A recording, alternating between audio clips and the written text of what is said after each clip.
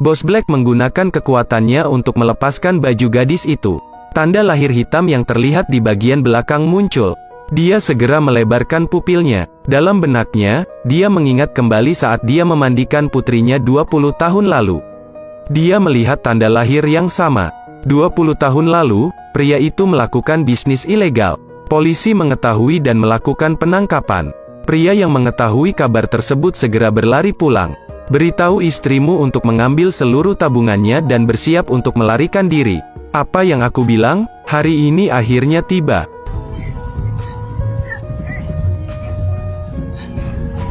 Kamu lebih sedikit bicara, bukankah aku melakukan ini untuk membuat kamu dan anakmu menjalani kehidupan yang lebih baik?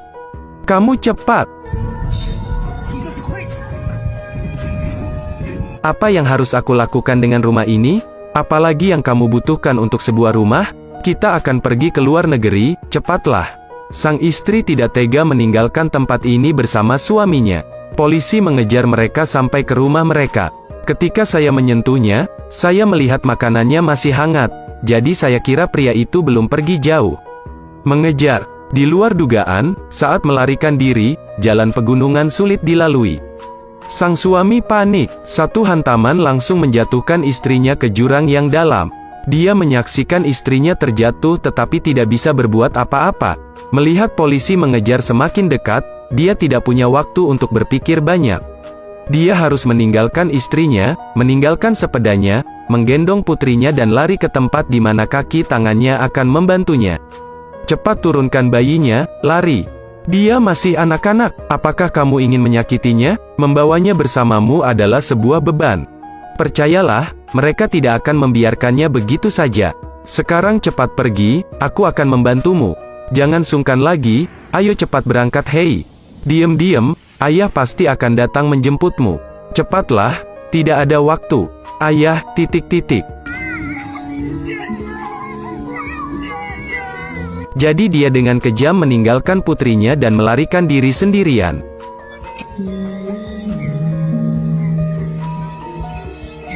Dalam sekejap mata, 20 tahun telah berlalu, putri kecil yang ditinggalkan telah tumbuh dewasa. Untuk mencari nafkah, dia berbaur di banyak tempat hiburan yang berbeda. Dan pria itu menggunakan tipu muslihat kejamnya untuk menjadi gembong narkoba besar di luar negeri. Dia tidak puas dengan kepentingan luar negeri. Jadi dia merentangkan cakarnya kembali ke dalam air.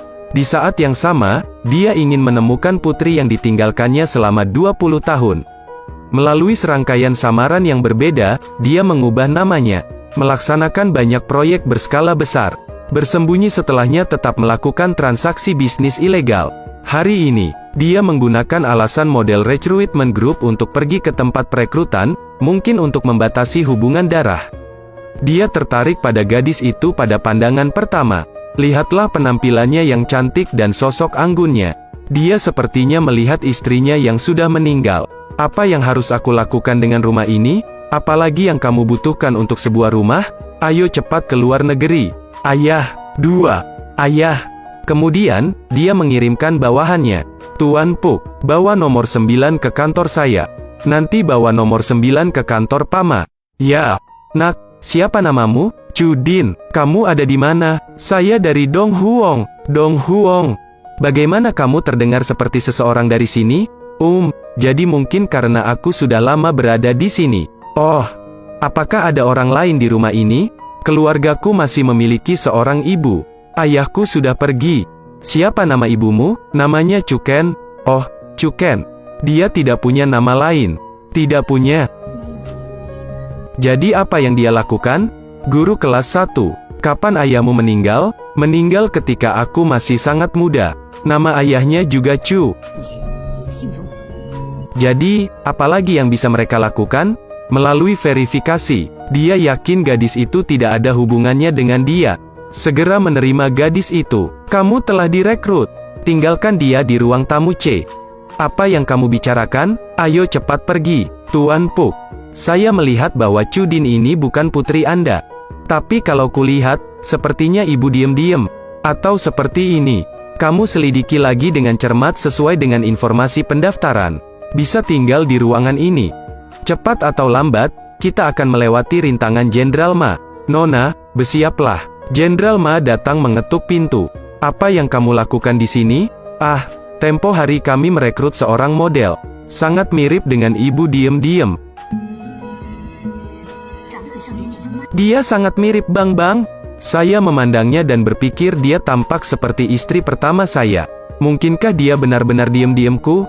Apakah kamu bertanya di mana dia? Dia segera pergi ke kamar gadis itu. Dia bilang dia dari Dong Huong. Belum pernah ke sini sebelumnya. Kalau begitu, itu bukan poin-poinmu. Ini juga tidak benar, tapi aku masih ingin memeriksanya. Aku sudah bilang, jangan memandang orang yang muda, cantik, dan mempunyai niat buruk. Kalau begitu aku akan memberitahumu juga. Aku mengubah penampilanku, Ma Hongpu, dan kembali ke sini dengan penyamaran. Menurutmu untuk apa aku ini? Aku hanya ingin mencari diam-diam lagi, mencari putriku lagi. Beberapa hari kemudian, bawahannya memperoleh catatan rincian gadis itu. Tuan Puk, saya sudah menyelidikinya. Nona Cudin ini mungkin bukan putrimu. Ini dokumen yang berhubungan dengannya, silakan lihat. Aku juga pergi ke rumahnya, memastikan bahwa gadis itu bukanlah putrinya. Dia menghela nafas lega. Di malam hari, dia sangat ingin pergi ke kamar gadis itu. Jumlah kode. Apakah kamu tidak diterima? Jangan berani, silakan masuk. Bagaimana? Apakah kamu kenal di sini? Sangat bagus, Om. Jika ada yang kurang, katakan saja padaku. Ah, tidak ada kekurangan. Jumlah kode. Sebenarnya, aku selalu punya perasaan. Kamu terlihat seperti ayahku. Gadis itu tahu cara berbicara.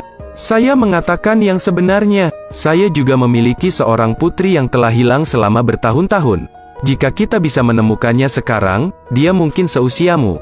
Bagaimana? Jadilah putri angkatku. Jangan berani. Jenderal Ma, bagaimana dengan Nona Han? Itu tidak ada hubungannya dengan dia. Ayo sekarang. Bayi, ini tidak pantas. Total Ma, iya, apakah ada yang tidak pantas? Apa yang sedang kamu lakukan? Pertanda.